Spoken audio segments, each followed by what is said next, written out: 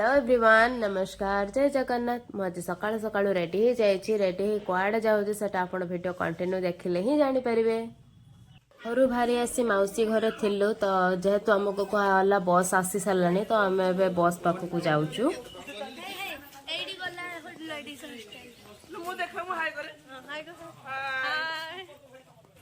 हाँ हेलो आम ए जाऊे घटगा तारिणी जस्ट बाहरी पड़े सजबाद समस्ते देखो पछुक आहरी ढेर पाखापाखि कुटिएल को खंडे अच्छा कि देखा जाऊना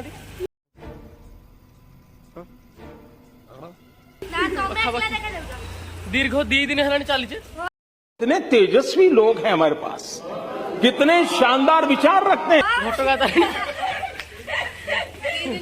2 दिन खाली झाड़ बहुनी पानी पीने बोली नौने झाड़ हो सारा ढेर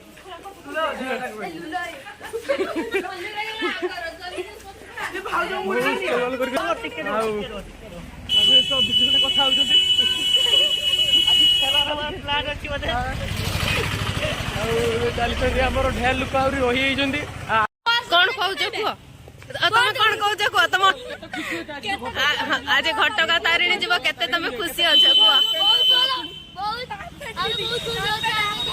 हाफ पैंट पिंधिकी जीव सी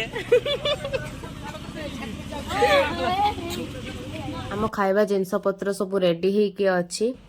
फाइनाली 2 घंटा वेटिंग पर आम पाखे आसिक बस पहुँचला 5टा रु आम वेट करूँ 7टा बेले आसिक बस पहुँचुची। आम सहित आम कैमरामैन भी अच्छा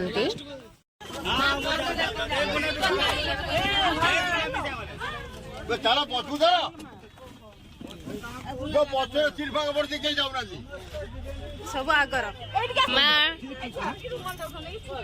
चलो चलो पशु चलो पशु चलो गाड़ी गाड़ी चलो चलो चलो चलो देखी छाड़ियो छाड़ियो बड़ ब्लॉगर जड़े पछरा बसची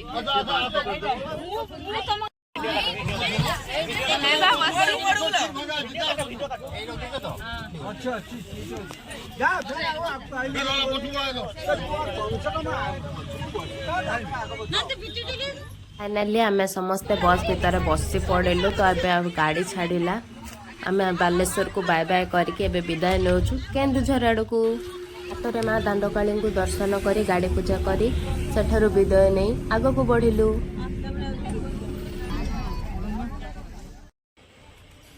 समय वेटिंग पर फाइनाली आम केन्दुझर डिस्ट्रिक्ट रे एंट्री कलु आ किछि समय पर आम तारिणी मंदिर रे पहुंची जिबु। टिके बाट रहिला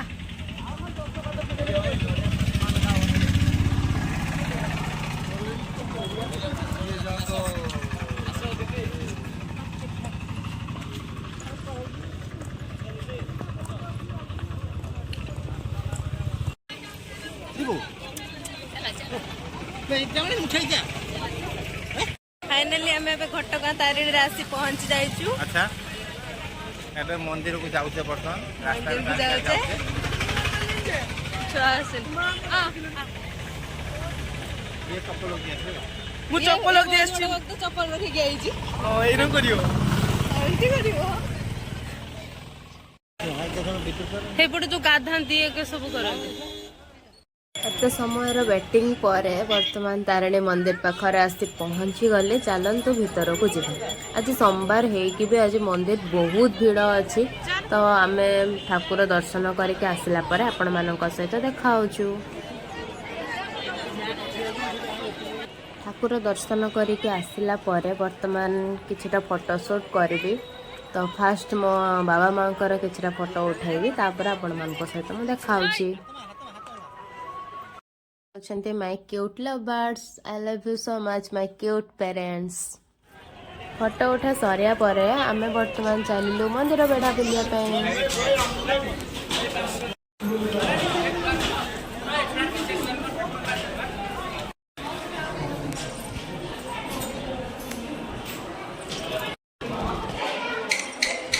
देखन दुए भौणी पाठ हो ना बेले मागुचंती परीक्षा पास हवा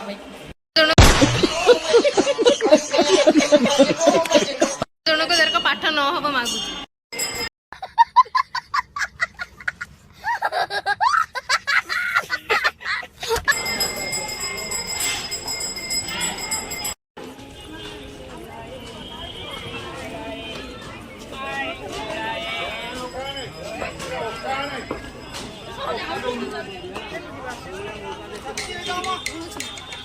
ସବୁ ମନ୍ଦିର ବୁଲାବୁଲି ସରିବା ପରେ ବର୍ତ୍ତମାନ ଆମେ ମନ୍ଦିରଠୁ ବିଦାୟ ନେଲୁ।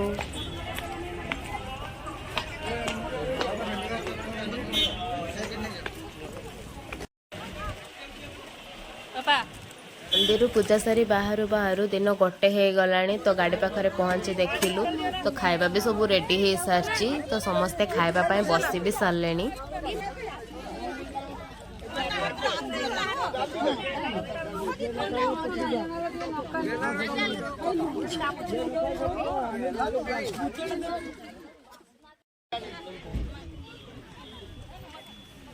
ମତେ ବି ଭୋକ ଲାଗିଲାଣି। ମୁଁ ଖାଇସାରିବା ପରେ ଆପଣମାନଙ୍କ ସହିତ ଦେଖା ହଉଛି।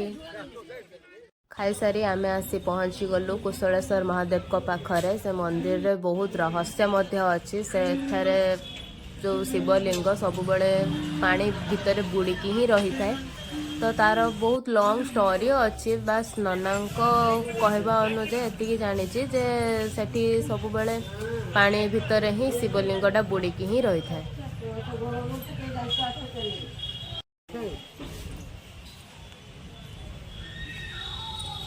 ଦେଖ ସିଡି ଅଛି ଦେଖାଯିବ ନା? ହଁ ହଁ ଏଟା ବା କୂଅଟା।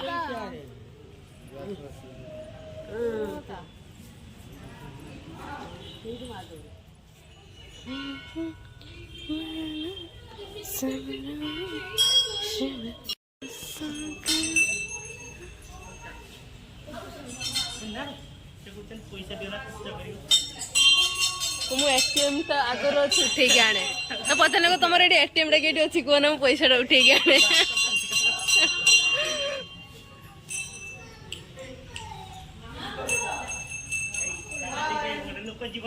ତୁ ଖାଲି ସେଇ ହାୟ ଟା ଶିଖିଛୁ, ଆଉ କିଛି ଶିଖିନୁ। ଏଟା ହଉଛି କୁଶଳେଶ୍ୱର ମହାଦେବ ମନ୍ଦିରରୁ ବାହାରି ଆସି ବର୍ତ୍ତମାନ ଆମେ ଜଗନ୍ନାଥ ମନ୍ଦିରକୁ ଗଲୁ। ତ ସେ ଜଗନ୍ନାଥ ମନ୍ଦିରରେ ଆମେ କିଛି ସମୟ ବିତାଇବୁ।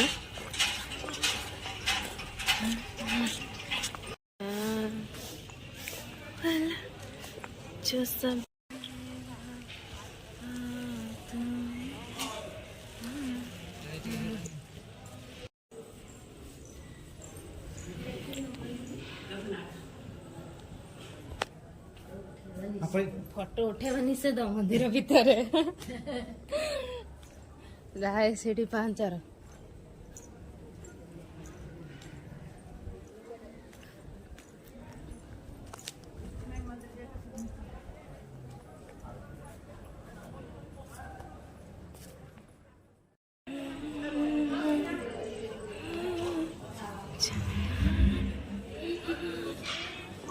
ଜଗନ୍ନାଥ ମନ୍ଦିରରେ ସନ୍ଧ୍ୟା ସମୟର କିଛି ମୁହୂର୍ତ୍ତ ବହୁତ ଆନନ୍ଦଦାୟକ ଲାଗିଲା।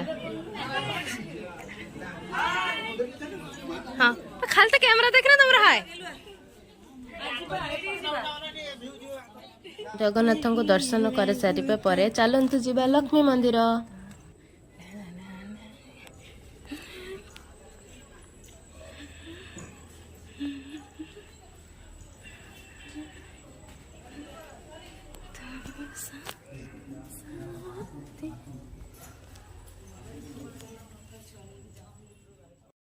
ବୁଲାବୁଲି ସରିବା ପରେ ଫାଇନାଲି ଆମେ ଆସିକି ବସ୍ ଭିତରେ ବସି ଗଲୁ।